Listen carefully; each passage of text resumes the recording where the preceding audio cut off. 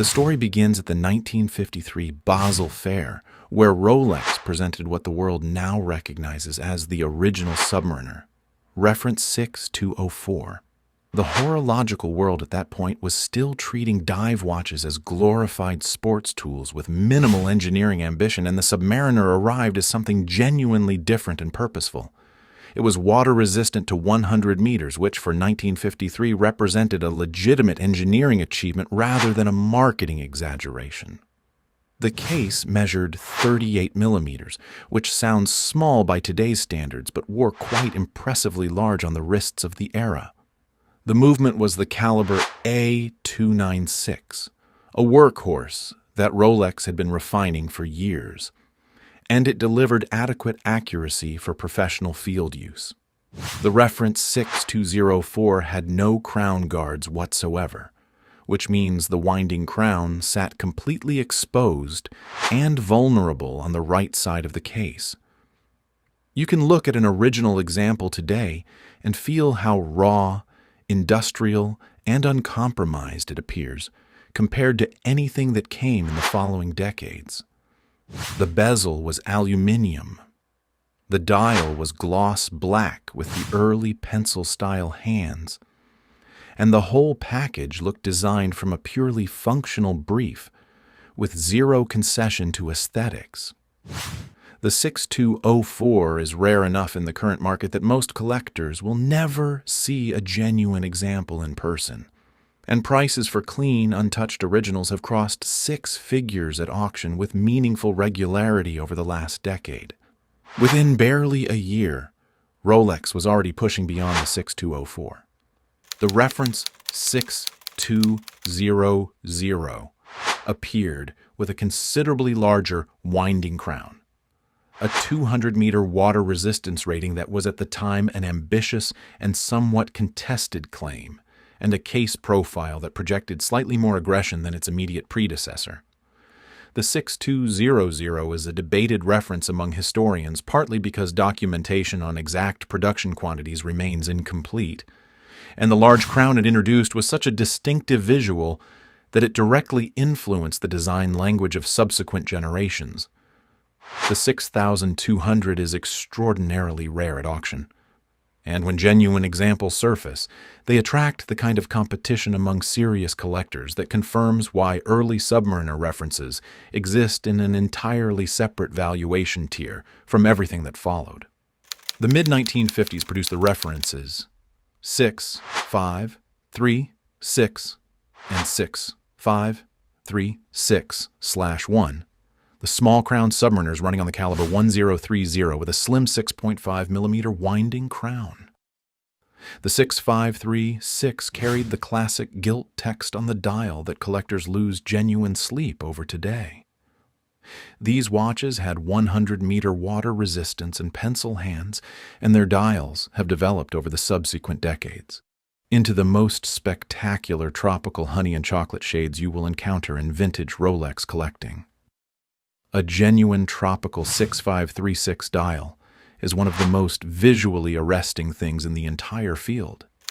The 6536/1 variant introduced depth rating text in feet-first format on certain production examples, and because these were assembled in an era before Rolex had fully standardized its dial printing practices across all suppliers, no two examples seem to have aged in quite the same way.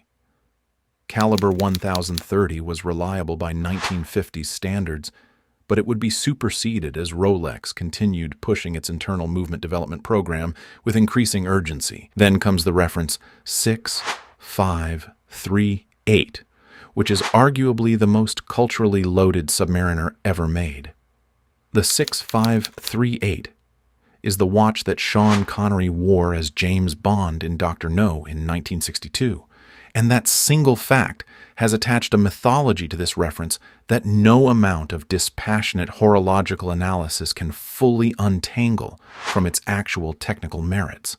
The 6538 ran on the caliber 1030, and later the 1036, It had a massive 8mm crown with absolutely no protective guards, and it came in dial configurations that included the 4-line Explorer dial with depth ratings in both feet and meters, alongside single notation meters first and feet first variants.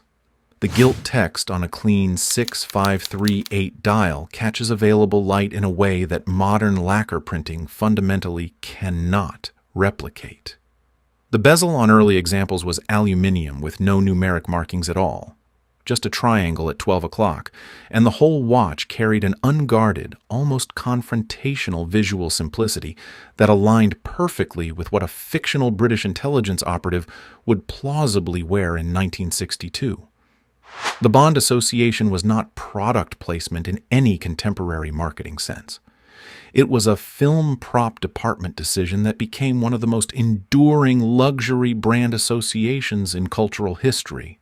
A reference, 6538, with documented provenance and a dial in excellent unrestored condition regularly commands prices well above $100,000 in serious auction contexts. And even damaged or faded examples sell for sums that would have seemed implausible to the people who actually bought these watches new from authorized dealers in the late 1950s. The reference 5508 ran concurrently with the 6538 through the late 1950s and into the early 1960s as a more modest, smaller-crowned non-date option. It used the caliber 1530, had a more restrained crown diameter than the 6538, and appeared with 200-meter depth ratings on certain dial variants alongside 100-meter versions in the same production period. The 5508 consistently gets overshadowed by its more famous contemporary, but it is genuinely collectible on its own terms, particularly in gilt dial configurations where the depth of surface patina accumulated over 60-plus years creates an impossible-to-fabricate warmth that immediately distinguishes a real vintage example from anything cleaned, polished, or redialed into clinical uniformity. The reference 5512 arrived in 1959 and introduced something that would define the Submariner's visual silhouette for the next 6 decades without interruption: crown guards. Those two downward-curved protective extensions flanking the winding crown were a direct and practical engineering response to a well-documented real-world problem. Winding crowns on professional dive watches were sustaining impact damage in the field, and the crown guards resolved that problem decisively while simultaneously giving the case a more purposeful and robust profile that looked like it meant business. The 5512 used the caliber 1560 initially and then upgraded to the 1570.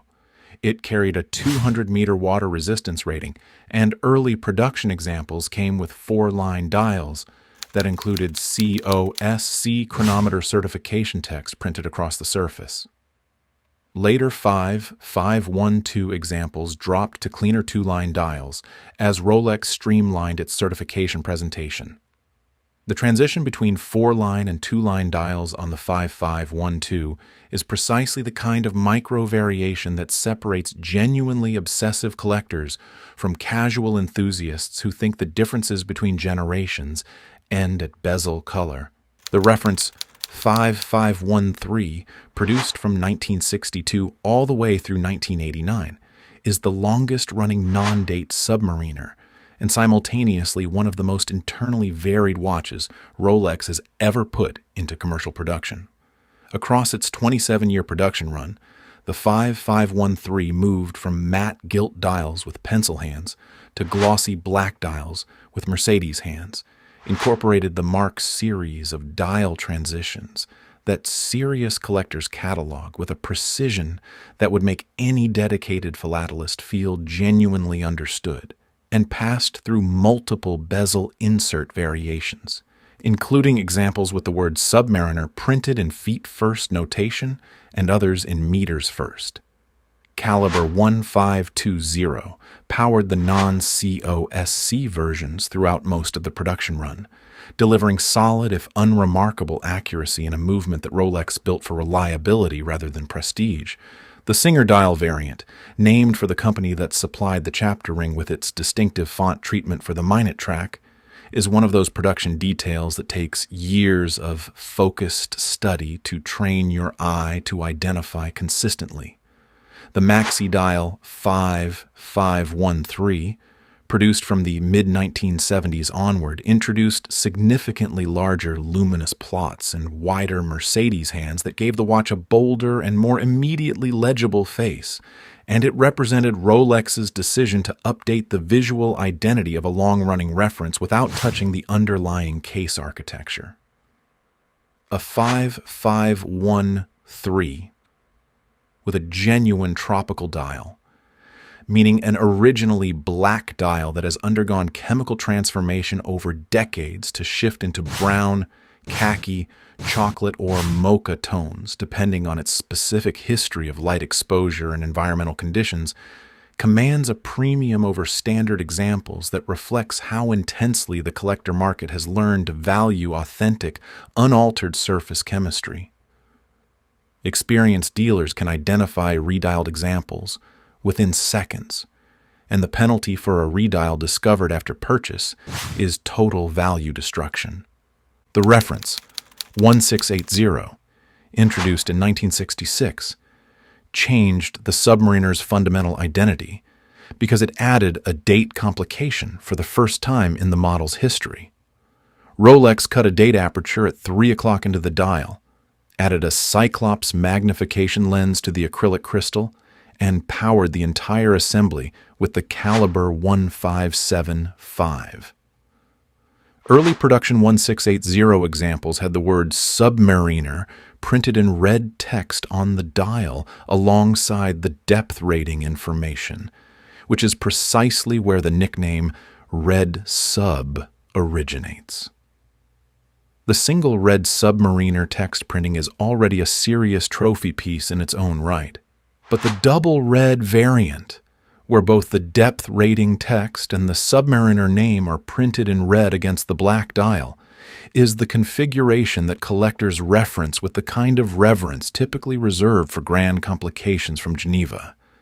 Double red 1680 examples in unpolished condition with original intact dials have sold at major auction houses for sums that genuinely surprise anyone who has spent their collecting life focused exclusively on modern production submariners.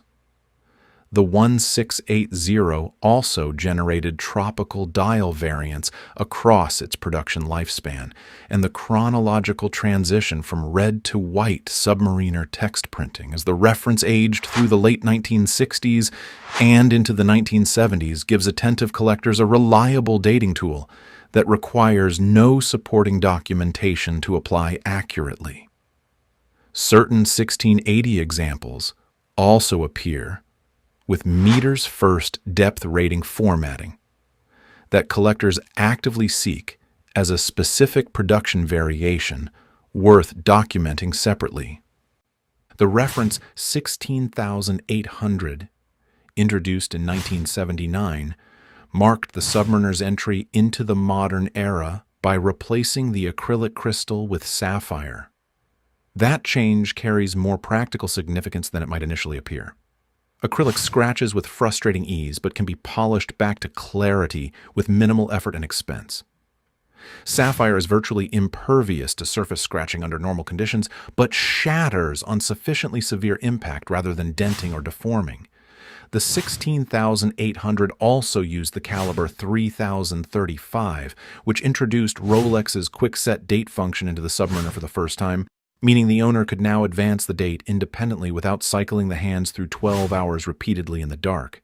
That practical improvement mattered to people who actually wore these watches for professional diving rather than for social signaling. The 16,800 moved through its own dial evolution across its production decade, transitioning from matte black dials in early production to gloss black dials in later examples, and the transitional pieces that combine components from different production phases reward the collectors patient enough to research exactly what they have sitting in their hands. The case gained subtle additional volume. The bezel continued its gradual refinement in aluminium, and the lugs began developing the form factor that would carry forward through the next generation without dramatic interruption. The reference, 14060, which ran as the no-date Submariner from 1990 through the mid-2000s, used the caliber 3000 initially, before receiving the caliber 3130 upgrade that designated it the 14060M. The no-date Submariner has always occupied a distinct and specific position in the collector ecosystem, because removing the date window entirely returns the dial to a visual purity and symmetry that many serious enthusiasts consider superior to the date version's Cyclops, interrupted face, the 14060M with caliber 3130 brought hacking seconds, and a bidirectional rotor, which brought the no-date version into meaningful technical parity with its date-equipped contemporary. These are not dramatic or visually extraordinary watches. They are Rolex making a deliberate and sustained decision to maintain a clean dial option for buyers who valued compositional simplicity over additional complication. The reference 16610 ran from 1988 to 2010 and became the definitive modern Submariner for an entire generation of watch buyers worldwide. Caliber 3135 is the movement inside every date 16610, and it represents one of the most consequential movements Rolex has ever produced for a production sports watch. A paramagnetic blue parachrome hairspring provides exceptional resistance to magnetic interference and temperature variation. A Glucider beryllium copper balance wheel manages oscillation with stability that Rolex's previous balance designs could not match. The twin-barrel power reserve delivers approximately 48 hours of running time, and the Paraflex shock absorption system evolved progressively across the 16,610's two-decade production lifespan. The 16610 case held the Submariner at 40 millimeters, which had been essentially the model's diameter since the early production references, and the watch wore on the wrist with a proportional harmony that became deeply ingrained in collector expectations about what a Submariner should feel like. The 16610 LV, launched in 2003, applied a green aluminium bezel to the standard black-dialed case and immediately generated the nickname Kermit, from a collector community that apparently could not look at a green bezel without thinking of Muppets. The green bezel with black dial configuration was genuinely polarizing at first introduction. When the 1166110 series replaced the 16610 lineup in 2010, the Kermit became an instant discontinued collectible, and prices adjusted accordingly over the following years to reflect that the market had reassessed something it had not fully appreciated while it was still available new. The references 1166110LN and 1166110LV arrived in 2010 carrying what was at the time the most significant material upgrade the Submariner had received in decades: a Cerachrome ceramic bezel insert. The ceramic material is scratch-resistant at a level that aluminium cannot approach, and it retains its color without the UV-induced fading that causes older aluminium inserts to shift from rich black or vibrant green to washed-out approximations of their original appearance over decades of outdoor exposure. The 16610 case remained nominally 40 millimeters, but the enlarged lugs and considerably wider oyster bracelet made the watch wear noticeably larger and heavier than its predecessor on any wrist below a certain circumference, which became a legitimate and recurring complaint from collectors who had spent years wearing the more leanly proportioned 16,610 caliber 3135 carried over from the previous generation, which was entirely appropriate given how fully resolved that movement had become through 20-plus years of continuous production refinement. The 16610 LV became known as the Hulk because its green dial combined with the green ceramic bezel created a considerably more saturated visual presence than the Kermit had delivered, and the name spread faster than Rolex could have anticipated or particularly welcomed. The Hulk generated levels of collector hype that occasionally exceeded its actual horological justification considerably, but its discontinuation in 2020 triggered the same immediate market revaluation the Kermit had experienced a decade earlier. Pre-owned Hulk prices spent much of 2021 and 2022 trading at multiples of original retail that were difficult to rationalize on any disciplined investment basis, and have since moderated meaningfully, though they continue to trade well above the prices at which authorized dealers originally sold them. The current generation Submariner, the references 124060 and 126610, arrived at Watches and Wonders 2020 and grew to 41 millimeters. The case architecture changed in ways that went beyond the size increase, with a thinner profile relative to the 16610 that actually improved the on-wrist character of the watch despite the broader diameter, and the lug geometry received a refinement that allowed the bracelet to sit more naturally against the contour of the wrist, without that slight cantilever gap that bothered detail-oriented wearers of the previous generation. The 124060 is the no-date version, and it runs on the caliber 323. Rolex's current generation movement featuring the Chronergy escapement, a jointly developed architecture with a Swiss lever escapement geometry that delivers approximately 15% improvement in energy efficiency over the previous generation. The power reserve on the 3230 reaches approximately 70 hours, which is a real-world improvement of genuine practical consequence over the 48-hour reserve of the 3135 it effectively replaced. The 126610 date version uses the caliber 3235.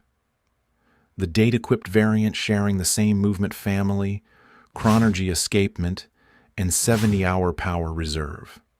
The new oyster bracelet across both references introduced substantially improved tolerances at every link junction, a noticeably more solid feel when the bracelet is compressed, and a clasp with 5 millimeters of extension capacity that makes the watch dramatically more practical for wearing over a wetsuit or managing temperature-driven wrist size variation across a full day. The 126610 LV carries a green ceramic bezel with a black dial, and was immediately assigned the nickname Starbucks by the collector community, who saw in the color combination an unmistakable resemblance to the coffee chain's brand palette. Whether the nickname reflects genuine wit or simply the community's compulsive need to label every new Rolex variant with a pop culture reference is a question you can answer for yourself.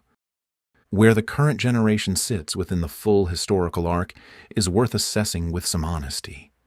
The caliber, 3235 and 3230, are the most technically accomplished movements Rolex has ever installed in a Submariner by a measurable and verifiable margin.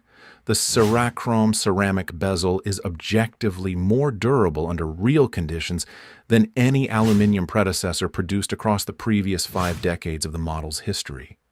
The bracelet improvements are functional, tangible, and not marketing fiction. But the case growth to 41 millimeters and the heavier overall wearing character have alienated a cohort of collectors who spent years calibrating their preferences to the precise dimensions of the 16,610. And that displacement has driven vintage and transitional reference prices to levels that would have seemed entirely fictional to anyone analyzing the market a decade ago. A clean, unpolished 16610LN with original papers in excellent condition now commands more money in many secondary markets than a new one 26610L. N sitting in an authorized dealer case, which is either a market distortion that will eventually correct, or a genuine and durable collector preference signal about dimensional integrity, depending entirely on your interpretation of what watches are actually designed to accomplish. The Submariner's 70-year production history is ultimately a record of a manufacturer incrementally engineering every known problem out of a single foundational concept, while retaining just enough visual continuity across each generation to make each reference recognizable as a direct descendant of the last. From the bare crown 6204 through the ceramic bezeled 12661, the core proposition never changed. A tool watch engineered to survive water, pressure, impact, and decades of continuous daily wear without complaint or apology. What changed across those 70 years is everything surrounding that proposition, and it is precisely in those changes that the full history of post-war watchmaking becomes visible, one reference number at a time.